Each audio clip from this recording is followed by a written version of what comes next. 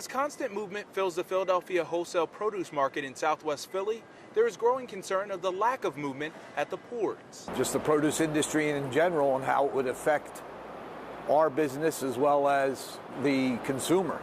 Mark Levin, the CEO of M. Levin & Company Incorporated, relies heavily on the ports for their imported produce. You've got ginger from China, you've got garlic from Mexico and Brazil. And their big-time product. One of our biggest items is plantains, which comes from Central America. Right now, they're banking on the piers in Wilmington and Camden. They are unloading fruit today because they're not part of that agreement. However, if there are picketers out front, our union personnel will not cross the picket line to pick it up.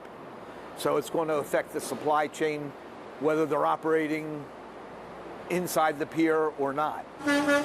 Which the picketers have been out front of the Wilmington port since this morning, but are still allowing the trucks to pass. It's been definitely interesting.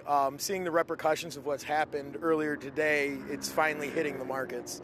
Ryan Sunderland, a buyer at Kuzman, says the unknown of how long the strike will be is causing costs to already skyrocket on imported items. You've seen anywhere from 20% to 200% increase in pricing due to the scarcity, knowing you won't be able to get any in who knows how long. That means the cost will then fall on the consumer. What do the impacts look like, especially if this ends up being a long-term strike? Not good. Winter is typically not the growing season of the U.S. So if this prolongs a month, 2 months, 3 months, be prepared to see prices relatively higher in the grocery store.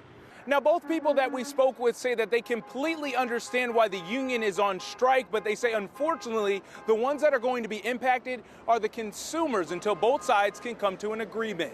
Reporting here in Wilmington, I'm Greg Payne, Fox 29 News.